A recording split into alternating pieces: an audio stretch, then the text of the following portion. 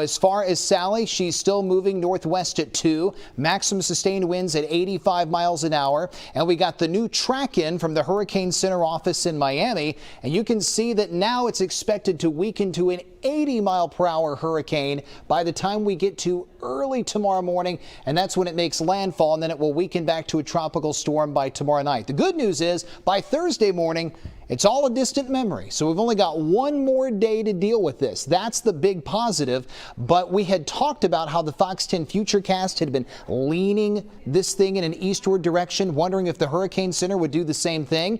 The last update had landfall right here on the Alabama-Mississippi line.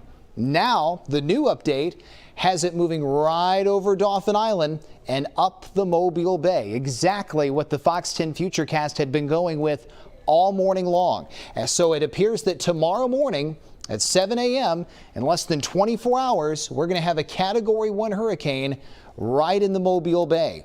Now, that is going to be significant for those of you on the eastern shore, because that's going to mean that your storm surge threat is going to be jumping up, and that's going to be the same thing for those of you on the Florida Panhandle. Now, what does this mean for our Mississippi counties? It means things are going to be a lot better for you. You're going to have north wind flow, and the situation won't be as bad. Mobile County, it really depends on how close to the center we get. I think once it starts to maneuver more toward Baldwin, once it takes that eastward turn, Mobile County is going to be A-OK, but I think it's really still going to depend on how close we are to the center. But the Mississippi side, I think, is going to be fine. But Baldwin County and the Florida Panhandle especially, this is going to be really bad news for you, mostly because of that storm surge and flooding threat that's going to move in. If it was a fast-moving Category 1 hurricane, it wouldn't be that tough to deal with, but because it's a slow mover, it more than likely will be. So let's go through the new Fox 10 Futurecast. Once we get to this afternoon, we'll continue to see widespread bands of rain, and they're going to get heavy from this afternoon all the way to 10 o'clock tonight. And there's the center of Sally. Now, Sally will weaken as she begins to approach Dauphin Island and Fort Morgan and then moves into the Mobile Bay. This is going to be 4 o'clock in the morning tomorrow.